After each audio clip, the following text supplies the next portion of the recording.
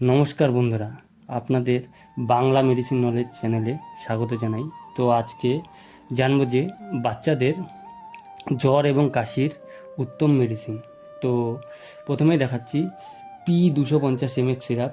তো এই সিরাপটি জ্বর এবং ব্যথার জন্য খুব ভালো কাজ করে।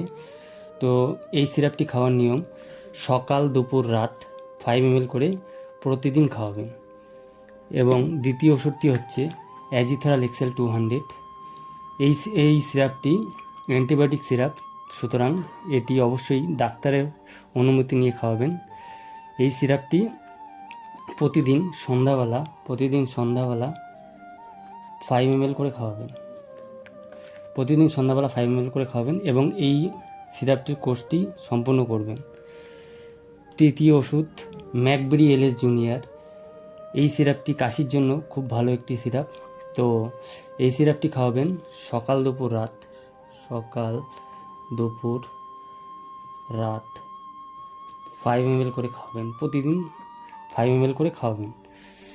এবং সর্বশেষ ওষুধ র্যান্টেক সিরাপটি হচ্ছে গ্যাস যাতে না হয় সেজন্য খুব একটি ভালো সিরাপ। যেহেতু অ্যান্টিবায়োটিক এবং কাশির ওষুধ খাবে, তো বাচ্চাদের সাধারণত গ্যাসের সমস্যা দেখা দিতে পারে।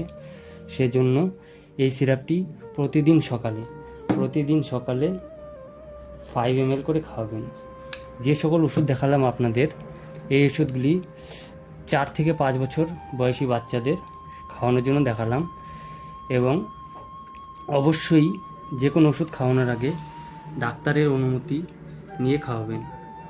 তো আজকে যদি আমার ভিডিও আপনাদের ভালো লেগে থাকে, তো আমার চ্যানেলটিকে সাবস্ক্রাইব এবং লাইক এবং কমেন্ট করবেন, যাতে পরবর্তী ভিডিও বানানোর জন্য আমি উৎসাহ পাই।